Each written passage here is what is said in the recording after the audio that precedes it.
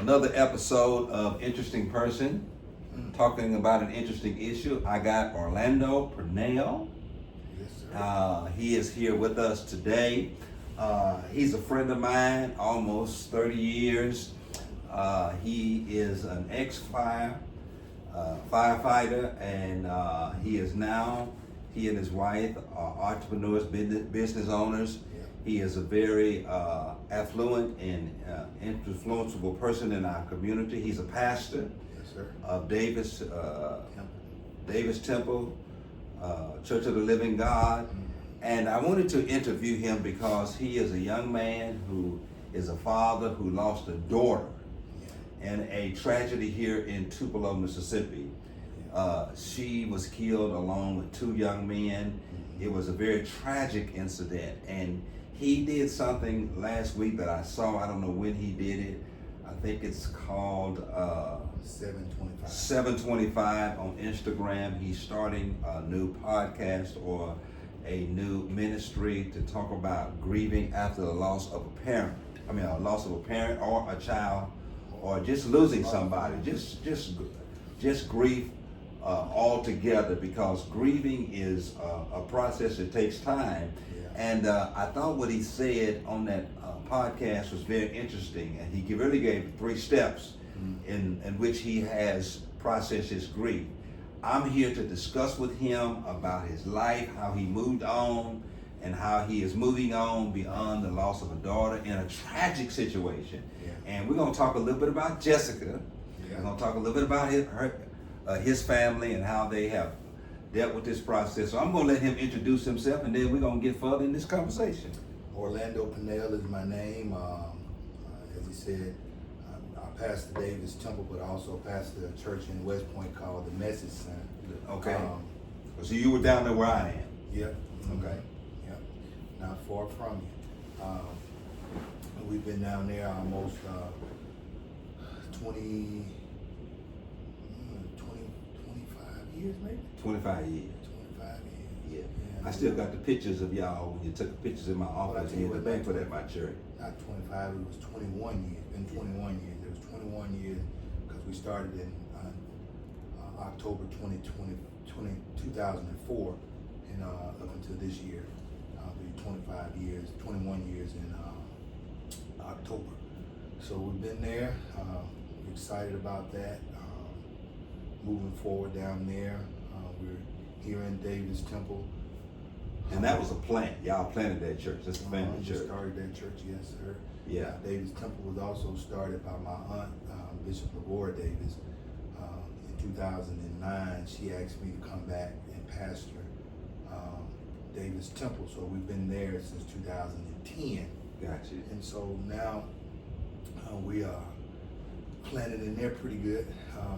We're getting ready to start a building project for that. But Gotcha. that's not very far away. We're excited about that. So we're doing some things, and God has really been blessing us there and in West Point. So let's talk about your family. Talk about your family. Okay. Talk about your wife, your children, and all that stuff. Tell me a little bit about your family. My wife and I had 3 children. OJ being the oldest, he's named after me. Anaya, then Jessica. OJ is now 31. Anaya is 28. And Jessica would have been 25 this year. We have 3 grands right now. Ansley, she's 7. Trey, he's named after his father, and then Deuce, who's named after his father, Tidarius. I do have a son-in-law, Tidarius Berry, and those 3 grands. Deuce is 3, and Trey is 5. Yeah. And so we have 1 on the way that is due in November, so that'll be number 4. Hope they're slowing down on that now. But How long you been married? been married. This year was 35 years. 35 years. And how long you been preaching? I've been preaching since 31 years. 31 years. You've been pastoring for 21 years. So you a man of faith, a man of family, Yeah. And so you really pretty much anchored in your faith and your family, and it's been pretty much been constant. Yeah. And I wanted to say that because people think that because you got faith, these situations, and you're immune from these situations, and you can have a spiritual perspective, and you can just spiritualize it and just move on. Yeah. But that's why I wanted to kind of deal with that. And then you always had your family. Yeah. So tell me a little bit about this process of the special relationship that you have with Jessica. Because I know you pretty much like me. You a girl dad. Well, Jessica was the one I felt. People try to say that she didn't, but I truly felt that she looked the most like me. She did. Yeah. Even more than OJ, and I think he kind of favors me. And Anaya has some of my features, but she more or less kind of have a face shape like her mom's. Yeah. But Jessica was kind of like more like my twin.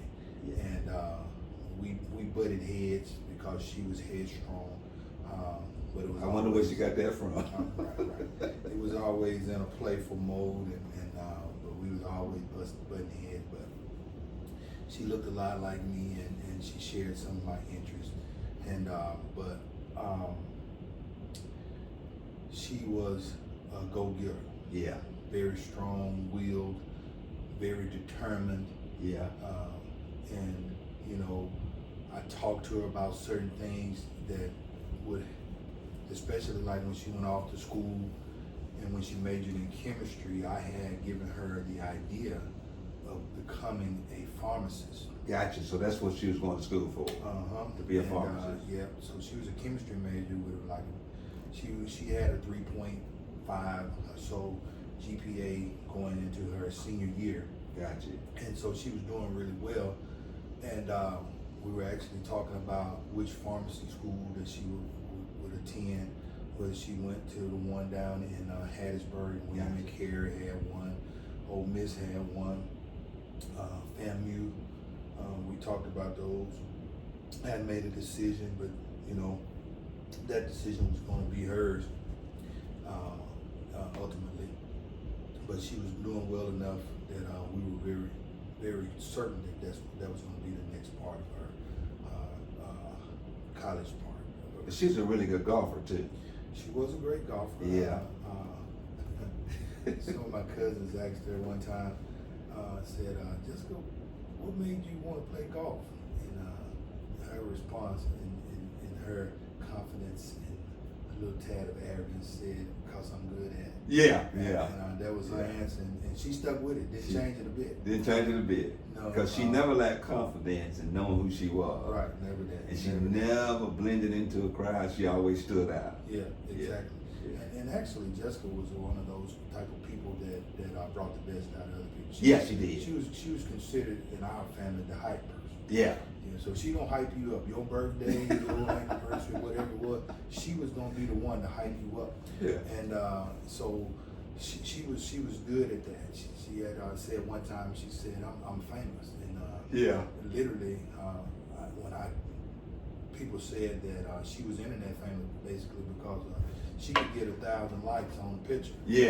No problem. So people say if you get 1,000 likes, you famous. You famous, right? Yeah. And so she was a great singer. A lot of people didn't know that. She was a great singer. I loved her voice. I loved how she did praise and worship. Yeah. She would pour herself into So she was a part of the ministry as well. Absolutely. She was one of our worship leaders at both churches. She was there when her and Anaya, they were there with me all of the time. Yeah. And I didn't have to ask them to go. I didn't have to force them to go. They were always just willing to do their part, and they did.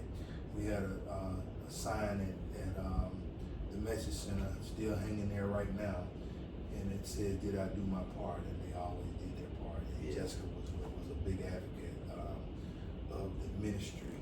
I did praise and worship with them, and I didn't know I couldn't sing until I didn't know I really couldn't sing until she wasn't singing. Until she went up there singing.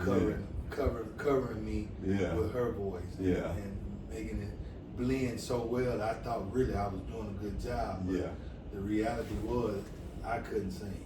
Yeah. So I can't. So Now I know you were a girl dad, but was she a daddy's girl? no, not really. She was.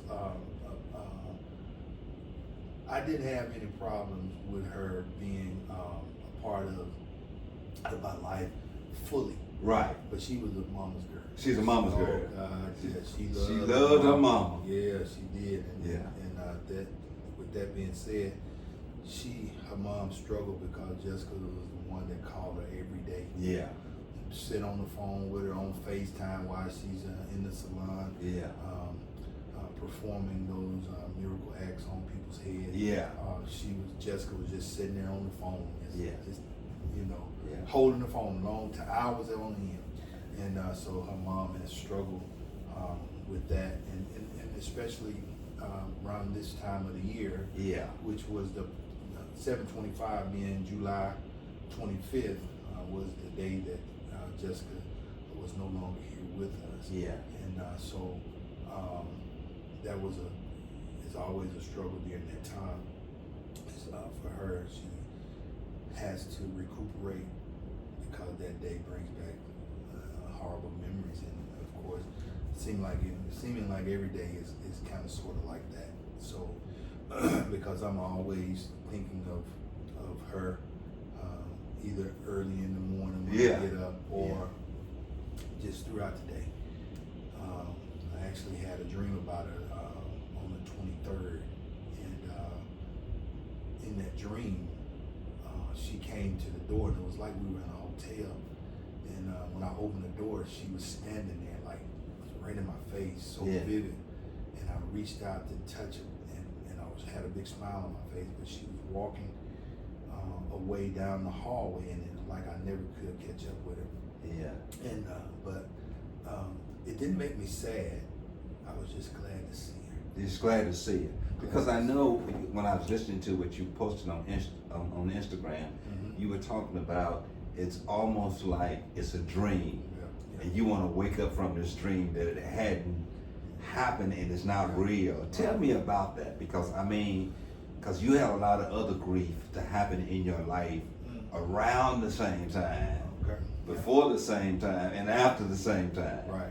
Because your mother passed away, and I knew y'all were close. Right. Yeah. So tell me about that. Let's start. I'll start with the faith. Yeah. So my faith was started when I was 11 years old. Yeah. My brother was the day they found out that my brother was blind in one of his eyes. Mm-hmm. He was 8, I was 11, and we were at my grandmother's house, and they called our pastor, which was Elder G.T. Howell at the time. Yeah. Our bishop when he passed, but they called him, and he said, "I'll be there before daylight." Yeah. So he came late that evening, and he was there, and I had been praying. I went out to the side of my grandmother's house, and I said, "God, so much has happened to my brother. He was born with birth defects and had problems, and he had cancer. Yeah. And this point was just another thing added to his life." And so I was praying, asking God, please take some of that off him and put it on me. And Bishop Elder Howell came that night, and he sat down and he began to tell us. He said, "If you'll believe with me," Yeah. he said, "if you'll believe with me, he'll see." Yeah. And that's when my faith started. So Yeah. I wanted to kind of introduce that. And so since that time, at 11 years old, up until now, I've been very strong in faith. I believe that God can do Anything. Yeah, I got you. And because I've seen him do anything. So Yeah. when I prayed that night, I had every expectation that God was going to save my daughter. Got you. So you went into it like that. Yeah. Because let's talk about that, because I don't want that. That's a big thing. You weren't even in town. No, I was not. You were hundreds of miles away, Right. and so you're not even here yet, Right. and you're believing God's gonna turn this around where you are before you get here, because you're not even coming home to expect to find your daughter Right. deceased. You believe God's gonna work this out before Right. you ever get here. Yeah. That was my expectation. Scared, fearful, worried, but not to the point to where I didn't believe God would save her. Right. I did not believe that. So when we were on the phone with the doctor, and she said what she said, it was really unbelievable, unbelievable. And I said as much to that doctor. I said, "You go back because you telling me about the wrong child. Yeah. Go back." Yeah. And so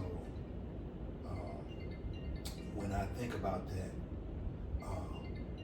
it's hard for me to even deal with that part because I really expected God to You were really believing that no matter what you were being told, what the doctor said, you believe God was gonna heal him. So and so with that being said, it I guess the dream started then. Yeah. Because even coming home, we had flew out of Birmingham, and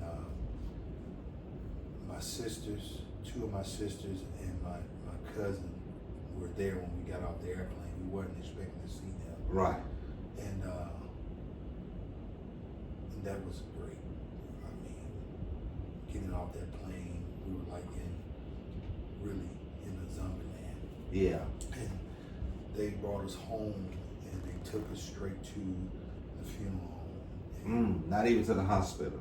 No, they had already taken her to the funeral home, and walking into the funeral home, that really had me. Even now, it's just still hard to believe, and I pray and ask God to turn back the hand of time all the time. Yeah. And because I want her back. Yeah. I want her back. Yeah. You know. Yeah. Our lives have changed, and it will never ever be the same again. And But you were expecting when you got off that plane to go to the hospital. yeah, You didn't realize. So when did you realize you weren't going to the hospital, but you were going to the morgue? When did you realize? Did they tell you, or they Yeah, just I take you straight there? yeah. I knew before I got off the plane. You know, pretty much. Did I know before? No. Yeah, we changed planes. So in the middle of changing planes, they had let us know that hey, when y'all get here, they said they will hold the funeral home up because this was on a Sunday. Yeah. And so when we got there, that's what happened. Yeah. So you know, it was surreal, so to Yeah. speak. But and you know, grieving was all man. I went to the hospital to pray for my aunt, who died of COVID in January. Gotcha. And so I went and prayed for her with the expectations. Yeah. That God was gonna turn that around. Yeah. Gotcha. And I heard bad behind that. You know, my mom, the mother of our church, which was my cousin, she passed away in April, but she had cancer and she had been suffering, so it was an expectation of that. Yeah. You know, but she had gotten pretty bad, and so there was an expectation. Right. It's still hurtful. Yeah. But that was an expectation. You kind of knew the forecast of how that was gonna turn out. Right. Yeah. Then in July, 2 weeks before Jessica, my nephew, it wasn't an expectation. He had COVID. Yeah, but So- you wouldn't expect him to die. Right. Because he's right. young man. Young. Yeah. You know, and no major medical issues or whatever. So Yeah. it was COVID would just feel like, and then Jessica came along, and man, it was just a snowball effect, and it was getting bigger and bigger. And so during the time that Jessica passed, you know, my mom had Alzheimer's, so she had went in the late stages of that. So she was in the late stages of Alzheimer's at the time. Yeah. Yeah. And so she really wasn't present. Present. Right. But She was here but not present. Yeah. And that was hurtful because my mom was one that I could just, man, Yeah. depend on to cover me. Yeah. And she wasn't there. And I remember crying out one day, I want my mom. And after I said that, my aunt started showing up. Yeah. And this was after Jessica passed, where you were crying out for mom, or during your mom's Alzheimer's? No, this was the day Jessica that we got home. I think it was that Sunday. Yeah. You needed your mom not only to be present, but to be consciously present. Yeah. That you were hurting. Yeah. And you needed it, because a mother's hug would have went a long ways. If she could have said what she said and hugged, it would have went a long way. They showed up with my mom, my mom, and my aunts came, and man, they surrounded me, and that was why one of the things I said in the 725 presentation. Yeah. That, you can't make it without your family. Yeah. You can't. I'm gonna talk about those three things because they were so powerful. That's what really made me reach out to you. I've never heard it like that. You can't make it because you talked about dealing with the grief that you suffered. Yeah. The first thing you got to realize, you can't make it without your family. Right. And your family is already close, even before this. Right. Y'all didn't have to have this to happen to be close. Y'all are already close. Right. Yeah. So tell me about that. So, I mean, it was like even getting off the airplane. Family was there. Family was there. Yeah. I made it to my house. Family was there. Everywhere. Yeah. And for 30 days. They were there. 24/7. Yeah. 24 hours a day. They were there for 30 days, at minimum 30 days. And then they were there periodically throughout for about 3 months. Yeah. And but you can't make it without your family, because there's a level of grief that grief at that level. Yeah. Is more than you can bear. Sure it is. It's even with my faith. Yeah. Knowing the scriptures. You still need family. You need a physical presence there. You Knowing got your that, faith in God, faith in scriptures. He said many other afflictions of the righteous. It's just, but the Lord delivered those us. are my own. Where's my Cast all your cares upon the Lord. He cares for you. But you still need your family. Yeah, he has peace that surpasses all Understanding. Yeah. Well, it went deeper, far past my understanding. Trust in the Lord with all your heart. Yeah. Lean not to your own understanding. Yeah. Well, my understanding wasn't there. Yeah. And 2 days prior to that, 2 days. I preached on Friday night, and then Saturday we were there for something. Then we came home on Sunday. But that Friday night, I preached a message, Still Standing. Yeah. For our youth conference. It Right. was virtual, but this was in that message. Some kind of way, I ended up in Job, when Job said. Yeah. When Job talks about the Lord giveth, Yeah. and the Lord taketh away. Yeah. But blessed be the name of the Lord. Yeah. I had no idea. Yeah. That's where you were finna have to walk in that valley. That Lord, what the Lord had given me, Yeah. He was about to take away from me. Yeah.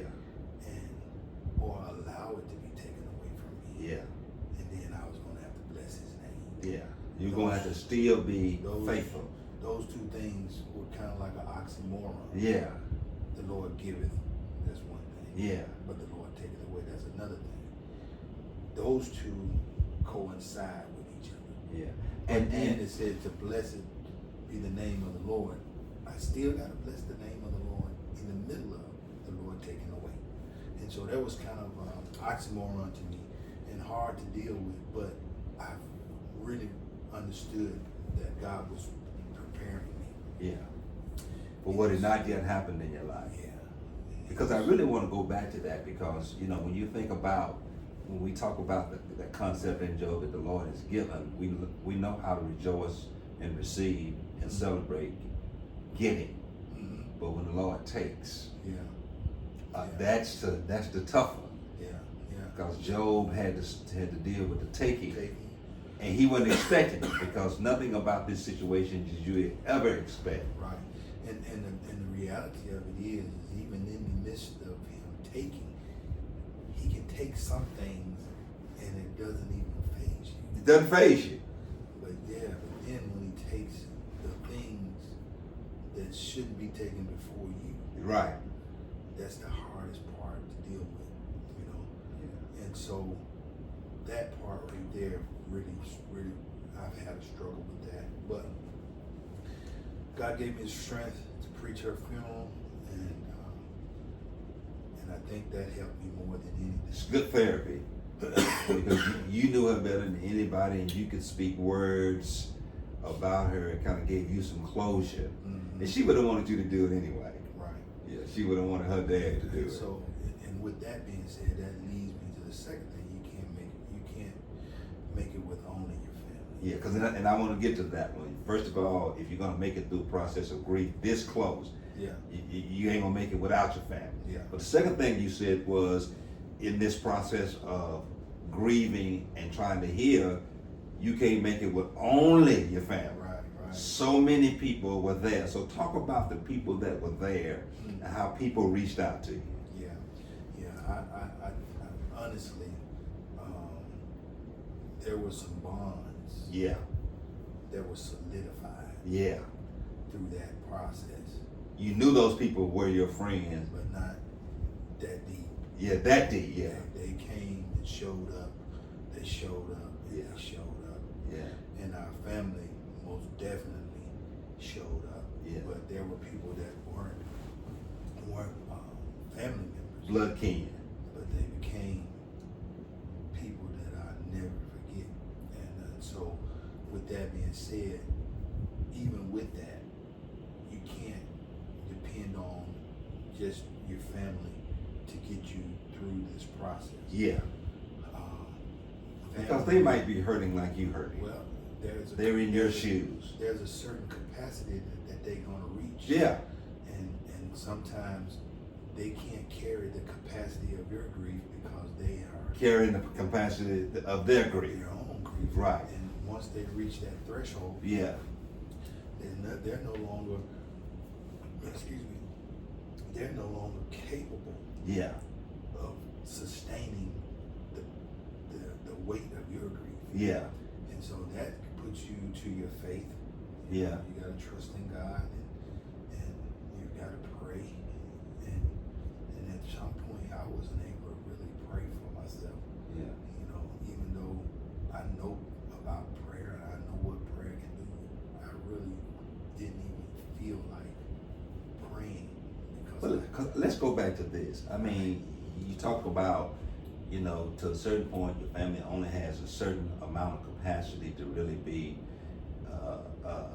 helpful to you. Because think about this, you know, what can you say to your wife when you're hurting, feeling the same pain?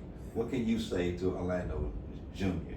What can you say to your other daughter when you're hurting as they're hurting? And what can they say to you?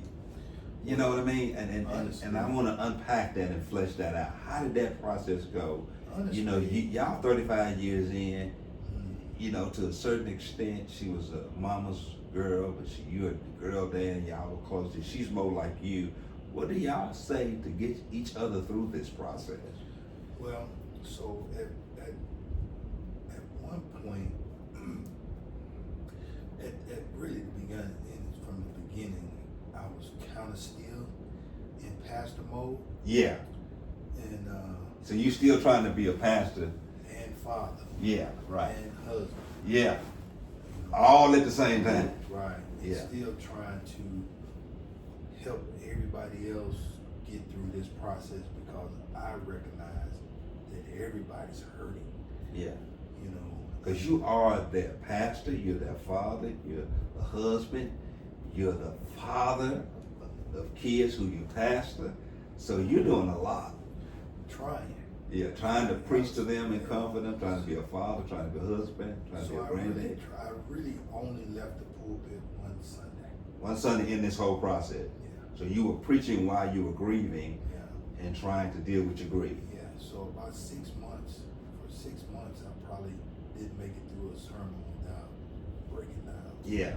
And I'm talking about crying through half of the sermon. Yeah. Literally. Yeah.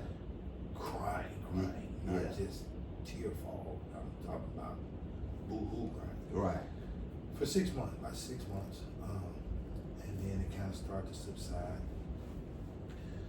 But it was therapeutic for me. Yeah. It was therapeutic for me because it was almost like I had to fast track my therapy or my grieving process because I had to be there for everybody else. Yeah. Because not only you had to be there for your family, you had to be there for your church family. Both of them, because Jessica was significant, meant something to them, and they got to heal too. Right. And move beyond this point. So you got to minister to them while you minister to your family. And the person, like what you said in the Instagram post, the person that was being neglected was you. Right. So to speak. So to speak, you were kind of struggling in the process. It wasn't, they were there for me. Yeah. But I tried my best not to share my grief. Right. Or push my grief off on anybody else. Right. I tried hard for that. And so I cried a lot alone. Alone. In secret. Yeah. And like I said, I cried in the pulpit a lot. But crying in the pulpit a lot. Yeah. Yeah. And I cried alone a lot, And we cried together a lot. Yeah. And so that process, is ongoing. Yeah. And because that third thing was you can't do it by yourself. Yeah. You can't get through grieving alone. You gotta get you gotta trust the people around you Yeah. to be a part of your grieving process, and you've got to trust therapists to help you get through the process, and you gotta trust God, because ultimately He is the one that's going to supply the peace that you need to continue. And I found out that the more I talk about Jessica, the better I feel. The better you feel. Because let me go over this. You said first, you can't make it without family. You can make it with your family alone, but you also can't make it alone. So let's talk about this process of not making it alone. You finally had to realize, hey, I can't do this by myself. I do have my family, I do have my friends, but now I got to seek therapy. So you actually, a black man, a brother, an alpha male, decide, hey, I need to talk to somebody to get some therapy about this situation. Absolutely. So tell me about that process. What made you come to the point to say, hey, look, I need to talk to somebody and seek a therapy for this?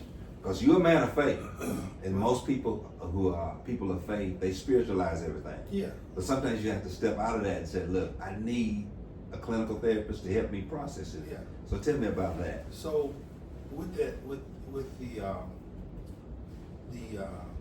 faith-based background, Yeah.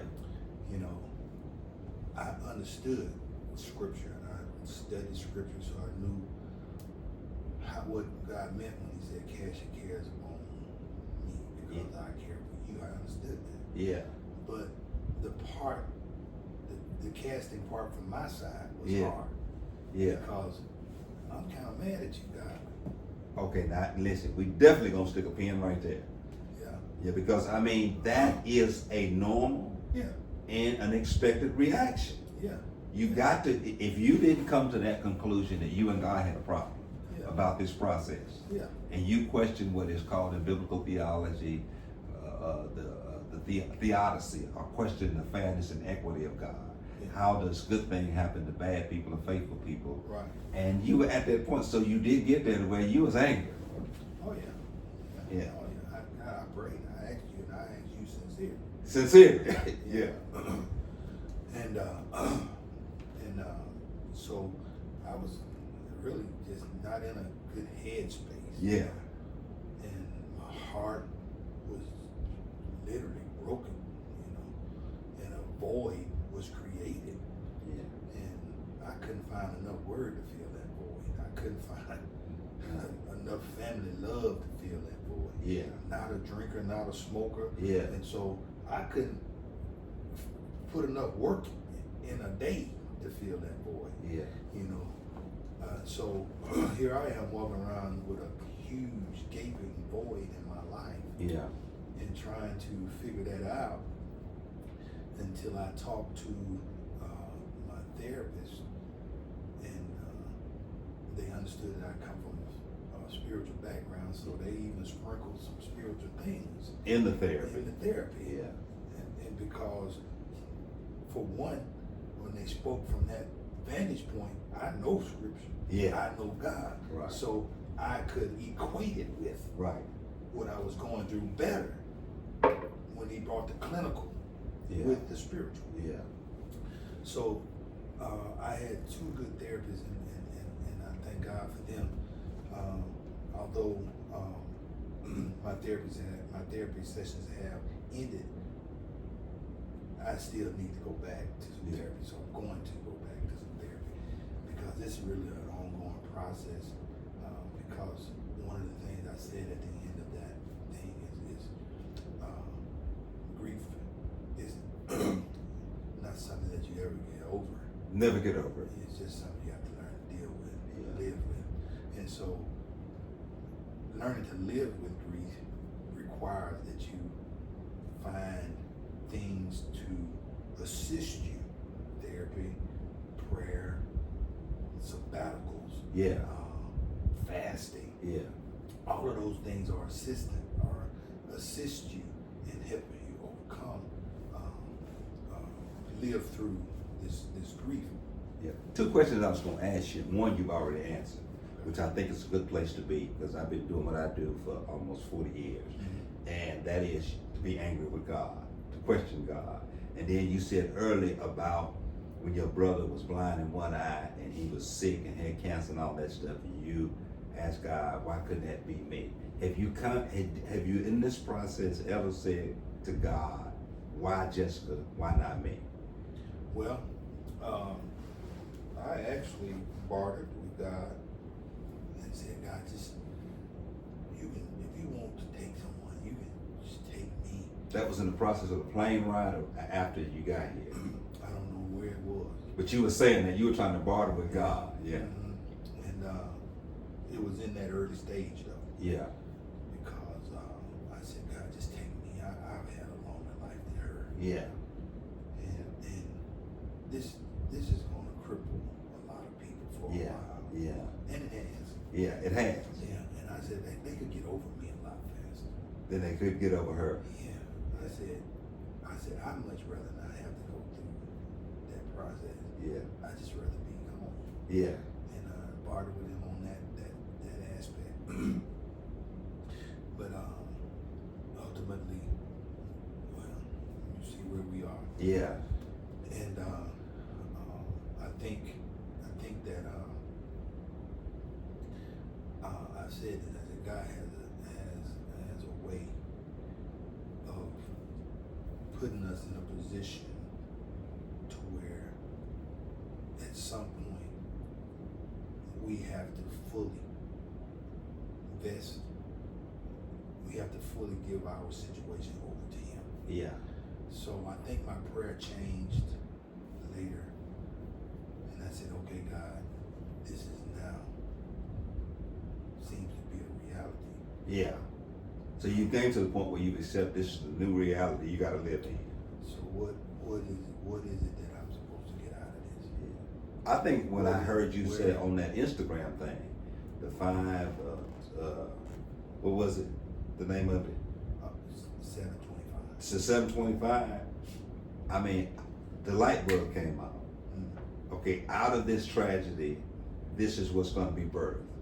Because not only have you gone through this, you're not the only one.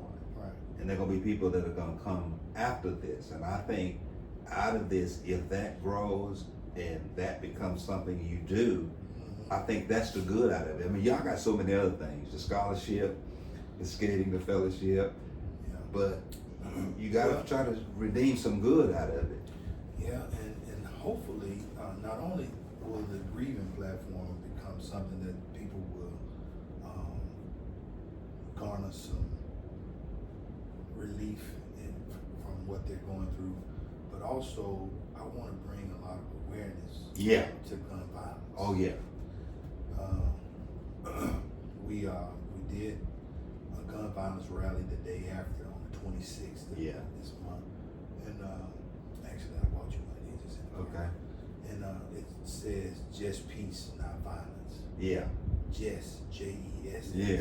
I used to call it JP. Yeah. Just peace, not violence. Yeah. And really, parents are still losing children. Yeah. But the reality is that our children are taking our children. Yeah. Those shooters were all under 20 years old. And not only are the lives of the 3 families that lost their children that night Yeah. affected, but there are 4 families whose children were involved Yeah. in the shooting Yeah. that have lost their children, so to speak. You know, they're still alive, and there's always hope when there's a lot you're alive, but with Jessica, They've altered their lives and the people around their lives. yeah, with Jessica and Norris and the Wilson kid, there's no hope in that. There's no hope. Because, you know, I was there that night. Yeah, Because my daughter was there. right. Because her and Jessica were like freaking good friends, and my daughter was there, and that's how I got there. Right. And I called you that night. You did. 2 people I called that night. I called Pastor Daniels first. He sent deacons from the church. Then I called you, and then I went to the hospital. I had 3 girls with blood all over them in the back of my GMC pickup, and went to the hospital. Was there then with your son, Orlando Jr., standing out there, and just pressed upon them to let him go in to be with Jessica. So my daughter was there. This conversation could easily be the other way around. Yeah. It could be me sitting in your shoes, because my daughter was there. Right. And so many other young people were there, just doing what young people do, having a good time.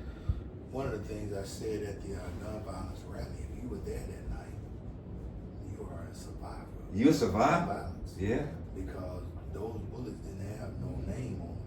And my daughter had just moved from Jackson, from Bellhaven, and dropped out of school and came back to Tupelo because one of her friends had gotten shot the night of graduation. Wow. She just moved back to get over that. And then she came here and had to deal with that. Right. Now she's in Atlanta, and she had to get there. Right. She had to be, because she was there. She saw that. Yeah. And I remember forget all the Jessica friends around her Yeah. that night, and just comforting her and just grieving and just traumatized. And you know, she had to get there. For sure. And there's Jessica was so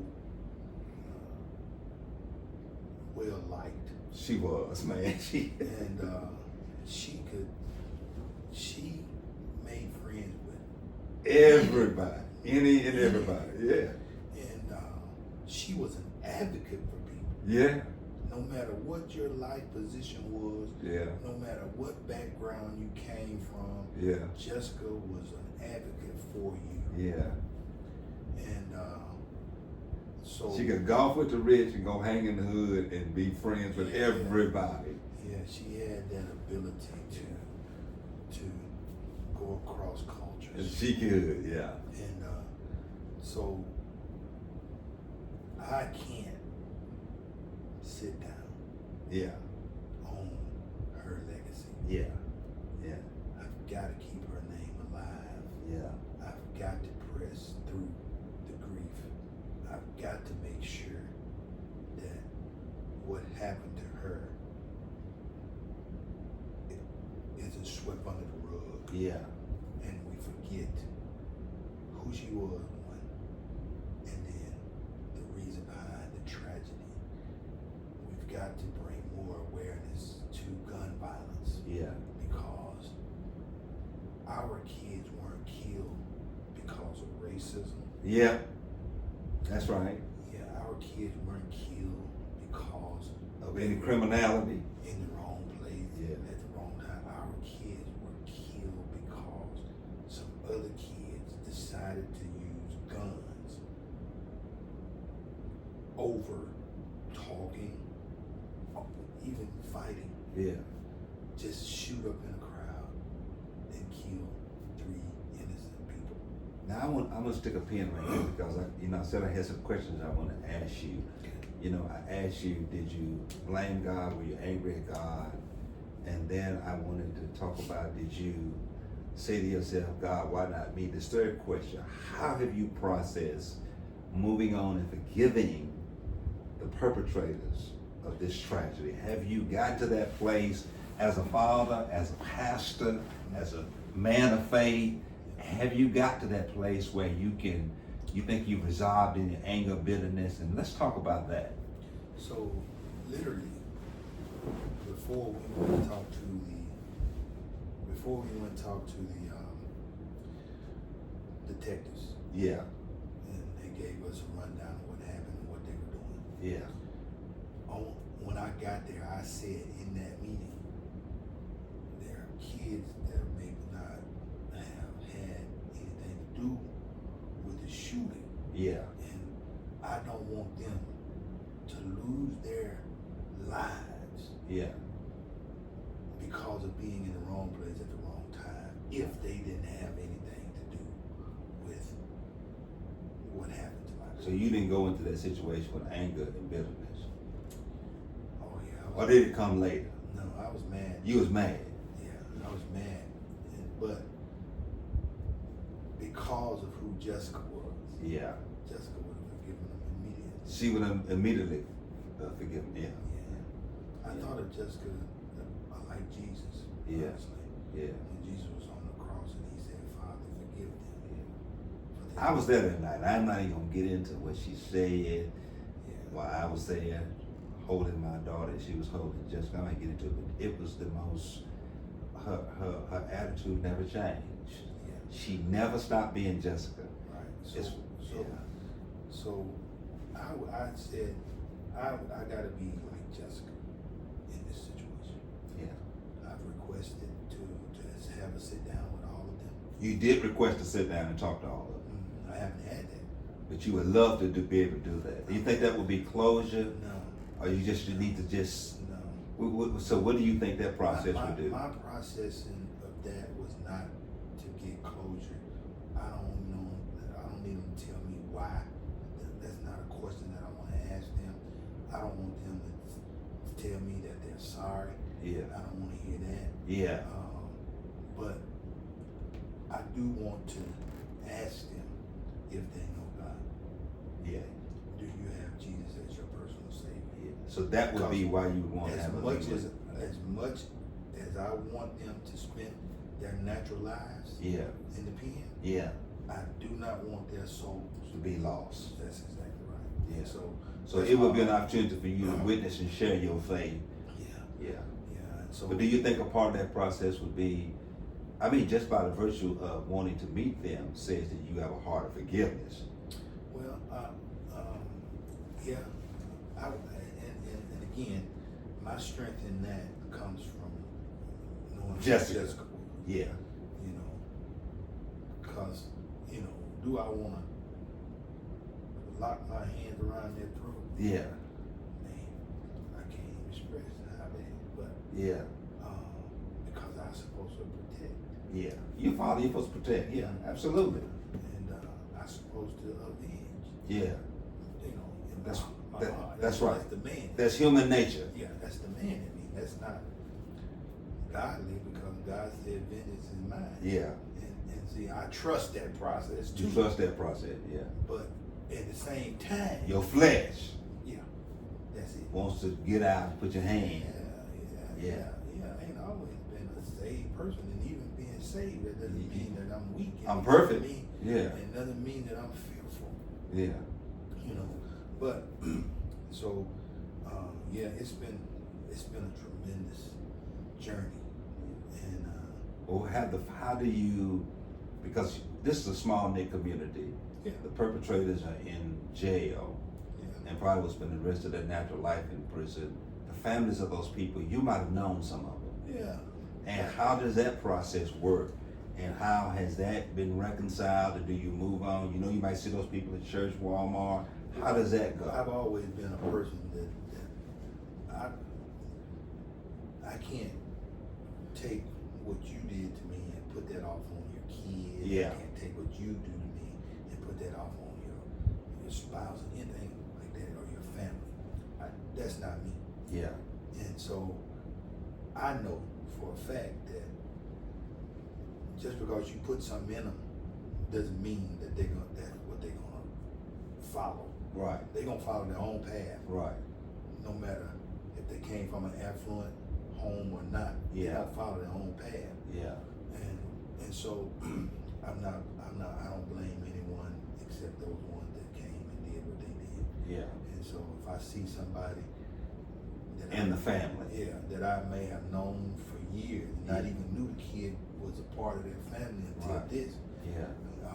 I can't blame them for what somebody else did or what their kid did or their nephew or whatever. Because that's just not me. So let's talk about, okay, the anger scale and then the bitterness scale, and then, questioning God, and where are you in that process now? Are you still working through that? Do you feel like the anger, the bitterness, and just being angry with God and questioning God, is that a still ongoing process? No, I had my questions in the beginning, Yeah. and I talked with God about it, and I said how I felt, and God is essentially, He's shown Himself to me in other ways, Yeah.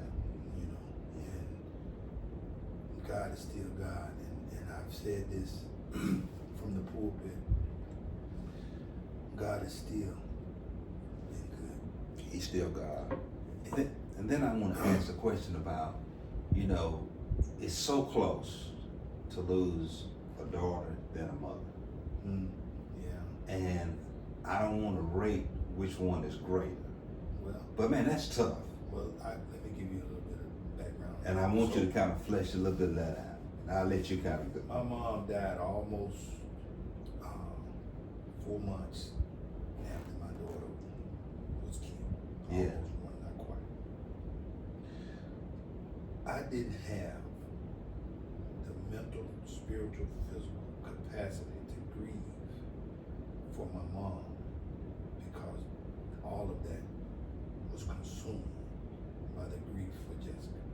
And I remember you saying that on that Instagram post, and that's what I wanted to flesh out, because that hurt me, because August 27th, it'll be 1 year for my mom.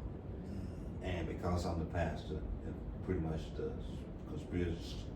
spiritual guru of my family, I really hadn't grieved yet. Right. And I'm just processing that, and I couldn't imagine that. And you said you really didn't have an opportunity to really grieve your mom because you're still grieving Jessica. Yeah. So tell me about that process, because you did bring that up. I did, and actually, my mom passed on November 4th, and it was an expectation because, You saw the situation getting but worse. yeah, the doctors had said that she doesn't have long, and so my siblings and other family members had, came to the bedside, and Yeah. they were sitting there waiting, and I said, I can't do that. Yeah. You just can't sit here and watch this process. No, Yeah. no, I can't do that. Even though I knew that it was inevitable, Yeah. I couldn't do it. I even went to work, and I worked in Memphis from some days, so I was in Memphis when it happened. Yeah. But you couldn't sit there and just watch it. No, Yeah. no, that was not something I could do. So when it finally did, we were at an event that we were throwing for our clients, and so they called my cousin. Yeah. And told her, and then she was walking to me, and I knew. You already knew. Yeah. Yeah. Well, because it was on her face. Yeah. She has a lot of my mom's mannerisms. Yeah. And she can make a move or say something, and she reminds me of my mom. And I get tickled about that all the time. Right. And I'm so glad because it just keeps me reminded of my mom. Yeah. And and it hurt me. Yeah. around then. Yeah. And even walking in the house where my mom was. Yeah. She died at home. Mm-hmm. Yeah. It was very weighty. Yeah. And it was like when I walked in the door, it was like all kind of pressure just got on me. Yeah. And I was walking to the room where she was, and it was like it was resistance. Yeah. I was pushing through resistance to get there. Yeah. And but I had went to my mom's bedside before she passed And made peace. and told her, I said, Mom, I apologize. Mm. Because when they first told me that they were gonna make you comfortable, I resisted it. Yeah. I said, but Were you still praying for a healing then? Yeah. And having that same expectation God's going to intervene and heal? I was saying, you know what? I'm being selfish. Yeah. You wouldn't. Your quality of life is not where you would want it to be. Yeah. And I'm holding you here Yeah. by praying and asking God to leave you Yeah. when your eyes are set on the other side. Set toward Jerusalem. And Then so, yeah. that's why I said, Mom, be at peace. Yeah. I said, I'm okay with it. And I released it that day. Yeah. I cried at my mom's bedside while she was still alive. Yeah. So I had made peace with it. Yeah. But even then, Yeah. the actual transition was weighty. Because y'all were close. Yeah. Y'all were close. My mom was like my number one cheerleader. Yeah. You know? And there's some things Mama would, I remember having a conversation with your mom. Some things she wasn't going to let you do. Right. Because you were that baby boy, that great white hope, that guru of in her eyes. And so it's just, her not being here is really tough. And our birthday would have been September 1st, and we always celebrate through a picnic or cookout. Yeah. And we'll do that this year, and she would have been 80 this year. So you're trying to keep two legacies alive. Yeah. Not only Jessica, but Mom. Oh, absolutely. And Yeah. I'll do both. You're going to do both. Yeah. Yeah, and so, but the transition with my mom versus the transition with my daughter, Jessica was only 21 years old. Man, don't even, yeah. My mom was at 76. 76, yeah. You know. A life well lived and a life just beginning. Right. Yeah. And so, but Jessica and my mom being in heaven together. Yeah. It's Yeah. and, you know, my Aunt Maddie and my grandmothers and my grandfathers. That's just something that I can see in my mind. Yeah. In my mind's eye, as a preacher would say. Yeah. I can see it, and it's glorious to me. Yeah. Not easy. Yeah. Glorious. Yeah. So, like I said, I'm just this process is something that I'm going to have to go through. So I'm going to make the best of it and try to help someone else through this process, because I feel like this, God wouldn't bring me to it. He wasn't going to bring you through it. Exactly.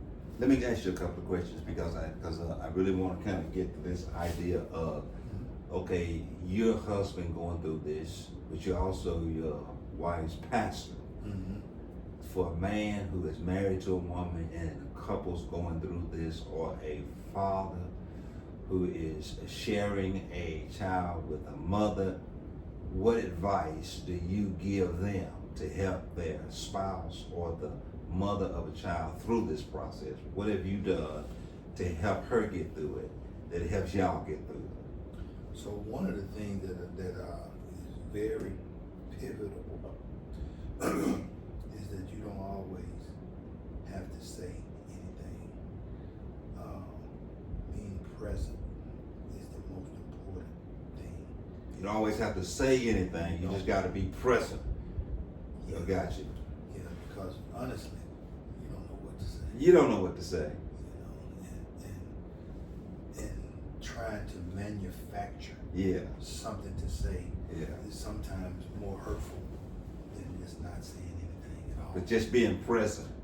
present. Not knowing right really trying to say something while you're present, but just being present. Right. Yeah. Being present and always being present. Yeah. You know, don't just because you're not crying that day. Yeah. It doesn't lessen the pain that they're feeling that day. Yeah. And you just have to be there to share in that load. Yeah. And just be present. Just be present. That's the main thing. Be present. Because, like I said, you're not always going to have words to say. And honestly, words can't No.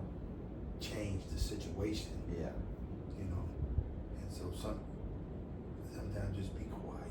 Yeah. And just be there.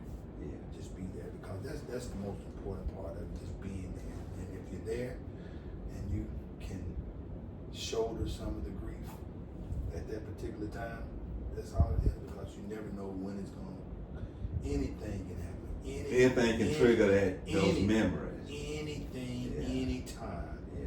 You know, riding. We were coming back from Jackson a couple weeks ago, maybe a few weeks ago.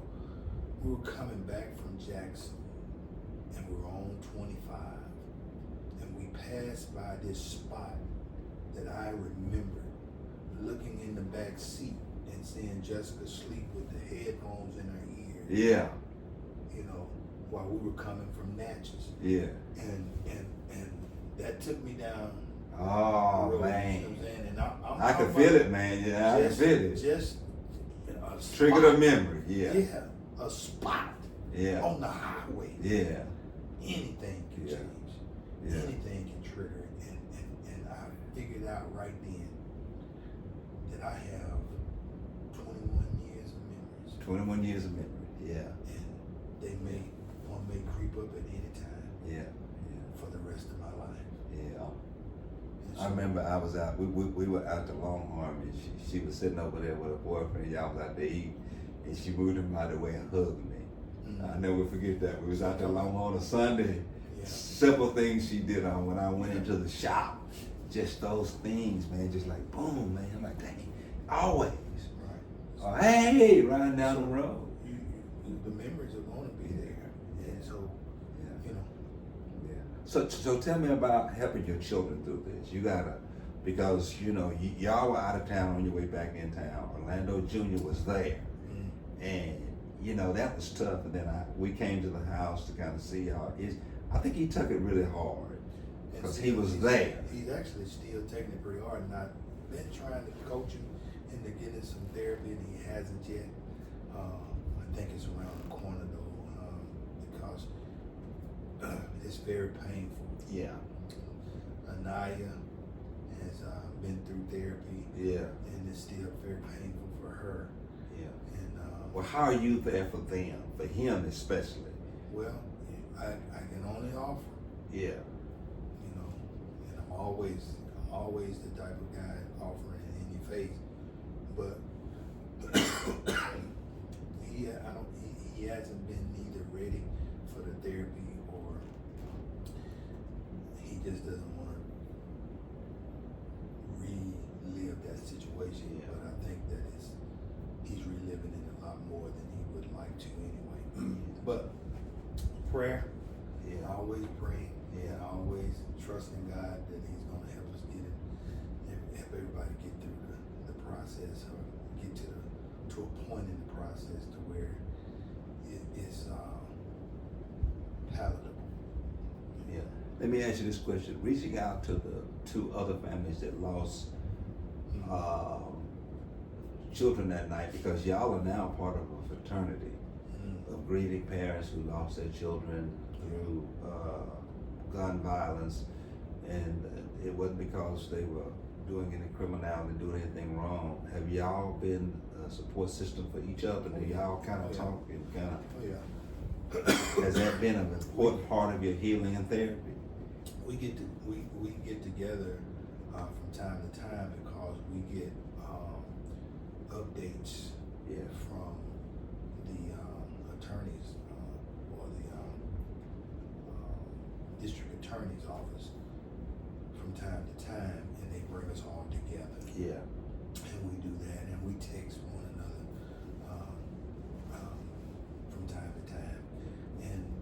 share our platforms with them as well. So have they had the trial yet? No. Do you think you will attend the trial? Oh, of course. We've had two to plead out. Okay. And then we've had two that's awaiting trial. Yeah. And so they're going through those processes to get to the point of a trial. Yeah. In which they have to spend a lengthy process. But I think we're at the point now to where I think it's just waiting on a court date. Yeah. And so you're gonna see how that goes. Like I said, there's two trials, two people that we're waiting on. So, but I believe that that we're at a position to where justice is gonna be served on that end. But Are you ready to relive all of that, sitting in a trial, seeing evidence and? So I haven't looked at any of the evidence. I haven't read the autopsy report, and those are the things I really didn't care. Someone has even asked me, "Do you want me to tell you about what happened that night?" Yeah. I was there. I don't want to hear that. Yeah. I'm okay with not hearing it. I'm very appreciative Yeah. of the people that were with her, Yeah. because I know that they shared a lot of love Yeah. for her at that time of her transition. And I'm appreciative of that. But nobody's got to tell me what they saw or how she was, because none of that's going to change the outcome. And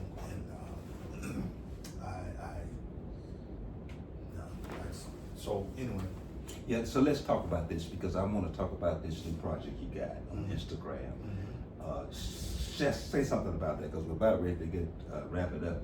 But share something about that, because I'm telling you, I was moved. Right. In such a way, man. I'm sitting here like, and it almost makes me relive everything, because I've been waiting for one of the parents or somebody to open up like you did, and I said, because I've been wanting to interview somebody that was a part of that night. Share something about your project and where people can find you and what it's going to be about. So 7/25 was actually the day that Jessica transitioned. Yeah. And so God had given me this like a couple of years ago. Right. And I have been trying to, and I've been just writing little stuff down as I go. And I have several things already prepared for a few more of the presentations. So I was gonna start it after 7/25. Yeah. And I said I'll do it on the 25th of this month. Yeah. It may have been in September or October. Yeah.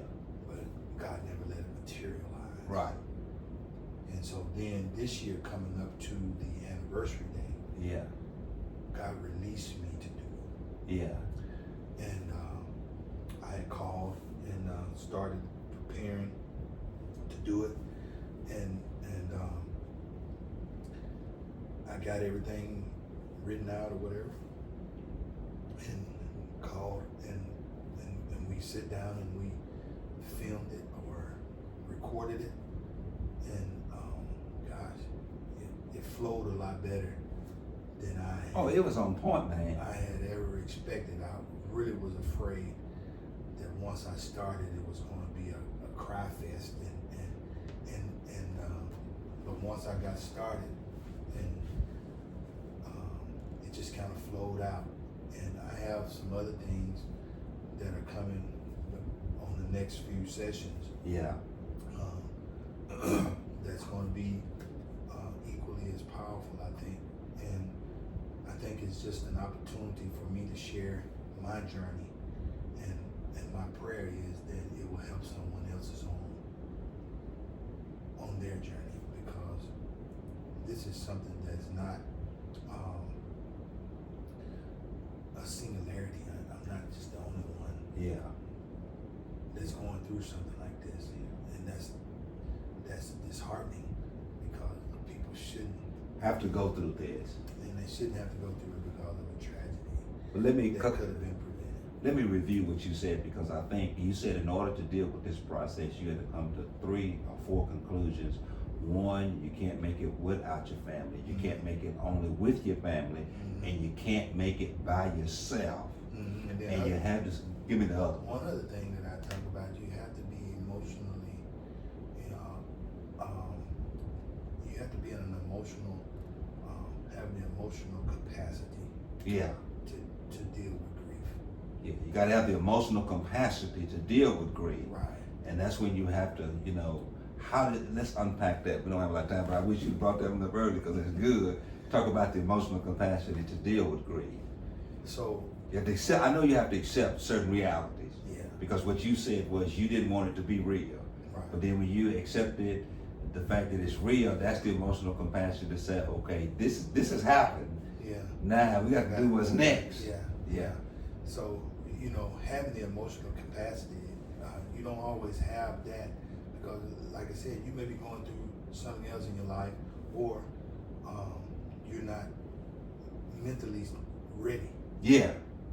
And the emotional is tied to your mental Yeah. and your spiritual. Yeah. And so you've got to kind of get to a point where say, okay, I can accept this now. Yeah. Yeah. And I thought that's what you were talking about. Yeah, I can accept Because you wanted, this you now. never wanted, Dr. Phil says you'll never change what you wanted to be. Right. Yeah, and you had to face it. Yeah. And then you have the emotional compassion to start healing Yeah. once you accept that this is reality. Right. And I really love that one. I remember you saying that one. Yeah. And so, and after that, you have had the emotional capacity to do it. During that process, you have to accept the unbelievable. Yeah. Because accepting the unbelievable, God, this can't be real. Yeah. This is not the life that I saw. Yeah. In my mind's eye. Yeah. This is not what I thought was going to happen. You didn't see this coming down the road. You never thought you would outlive your child. That's right. Yeah. That's right. That's not something you can sexualize. Parents don't see that. Right.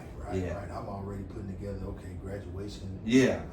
Grandkids, husband. Yeah, she wanted to pledge, AKA. Yeah. And she was preparing to do that. Yeah. She went back to school that fall. Yeah. And so I was prepared for that. Yeah. I knew that was going to be a grand event. Yeah. Costly. Costly, but a grand event to be an AKA. Yeah. And so I was already getting my mindset. Okay, so she going to have this much. I got to do this. But it's something that I know she wants. Yeah. And I was ready for that. Yeah. Beg, borrow, steal. Yeah. It was gonna happen. You gonna make that happen. Yeah. And so, now the reality is none of that's gonna happen, and I just gotta be ready for that. Yeah. So that's kind of where it was at. And, Yeah. And getting to that emotional capacity, I think that's where I am now. Yeah. I have the capacity to deal with it, and to a point where I hope that it will be something that help others. Well, I think it's evident that you have reached to that level of emotional capacity because you were able to talk about it publicly. Yeah. And like you said, you cried for 6 months every time you preach. Mm-hmm. You thought you were gonna cry in this presentation on Instagram, I got choked but up. you got choked up. I mean, we good friends. We've been friends for almost 30-something years, and I knew when you got choked up. Mm-hmm. But you were able to, by the Holy Spirit, and compose yourself, have the mental capacity, because I mean, you really don't know how good it was because you're from the outside looking in. I'm a communicator. That's what I do. I think it's brilliant. I wish more people could hear it. And that's why I wanted to call and have you on the show, because I thought the points you made and your ability to talk about it is saying you now have the mental capacity to now you got to reach it forward. You got to pay it forward because you are that person now, but it's going to be people who going to have the experience and who have experienced it. Yeah. And then I wanted to kind of talk about, this idea that, man, hey, you're a man of faith. And your faith carried you far and through it. But man, you needed family, friends, and then you realize you know how men we are. We emotionally keep people out, and you probably done more crying in private than you have with people actually seeing you. Right. Yeah, and that capacity. So tell me, moving forward, we got this new project on Instagram. and you have the scholarship skating thing that you do to honor Jessica, and I really want that to really blow up because we need to keep her alive. Oh yeah. And so many people, I know Alan Holtz, I think is what the fireman. He really helps you in that project. So many people have fond memories of her. We've given out I think 24 scholarships up to this point over the last 4 years. Yeah. Gave out 8 this year. Yeah. And we'll probably do more next year. Yeah. I know that we'll probably give out maybe 10, at least 10. Right. Possibly more. But the funds we've raised through the fundraiser that we did, through the skating rink, the thing we do at the skating rink to raise funds, and also through donations that people make to just directly to the Create Foundation. Yeah. Has been unbelievable. Yeah. And that we've had the funds to do these things. Yeah. And so we're looking forward to having more scholarships available. Eventually, we're looking to do a golf tournament. Yeah. In her name. Now I can't golf that well, but I'll come out there and swing a couple of. Right. We'll be out there swinging for Jess. And, might throw our back out, but we'll be out there swinging. Right. Yeah. I've actually saw some exercises to do because I know if you get out there and swing and miss, you be in a terrible state. You might not come back from that too fast. Yeah, that's right. But we're looking for that. We also want to have opportunities to offer scholarships to minority kids that want to play golf. Yeah. Help them purchase their first set of clubs. Yeah. To make sure that they have the ability to be competitive on the golf course. And so just some of those things are we have on our hearts and minds to do and haven't been able to do them yet. But we're ready. We're trying to keep our name alive. We're going to do that. Well, let me say this, and I know these are your kinfolk, but I cannot close this podcast, this talk show off without talking about how significant has it been to have Wear It Well in your corner. I know those are your kin people, but I know they, have been there for you. I know they're cousins and kin people, but they've also walked alongside you. You're an organization that has been there for you. Say a little bit about that. Well, when you say Wear It Well, it's synonymous to family. Yeah. So basically, it was created in memory of my grandmother. Right, I remember. And so Wear It Well and family are intertwined. Yeah. So family was there. Yeah. Along with Wear It Well. Yeah. And so I couldn't see one without the other. Yeah. Or the other without the one. You know what I'm saying? Yeah. And so Wear It Well has been there. And I am giving a shout out to Wear It Well because I know how much they do for so many people. Right. Yeah. And still are doing. Still doing. Yeah. It was with Wear It Well's help. She has such great contacts. Right. She makes things happen for me, especially when I need different things. She has contacts that I can get those things. Right. And so that's part of what makes Wear It Well so important. Yeah. Not just for our family, but because of the work they do throughout the community. So many families. Man, I really appreciate you coming.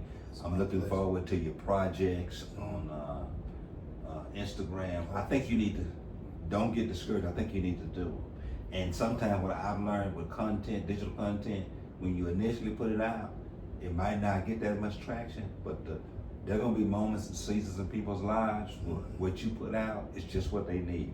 Right. And God and the Holy Spirit is going to lead them there. And I think you just need to continue to do that, continue to build the legacy of Scholarship Foundation. I think the golfing tournament is going to be great. Man, I appreciate you coming to share because you're not only coming as a father who's lost a daughter and a pastor who's lost a member, but you're coming as my friend. You know, we've been friends, man, for a long time. And you said 30 years, but we actually met when we were in high school. Yeah, a long time, man. Yeah. And I've been out of school. I was the better athlete, though. I just kidding you. You were the better athlete. I was long distance run. I wasn't that good. But it's been a long time, man. Yeah. So, Yeah. that was before we graduated. Yeah. And I graduated in '87. And that's pushing 40 years right now. 40 years, so man. It's been at least 40 years that we've been knowing each other and then friends for a long time. Long time. You know. But I've admired your courage, your strength. You've held your family together for at least 4 years after this tragedy, and this could have easily tore up your family.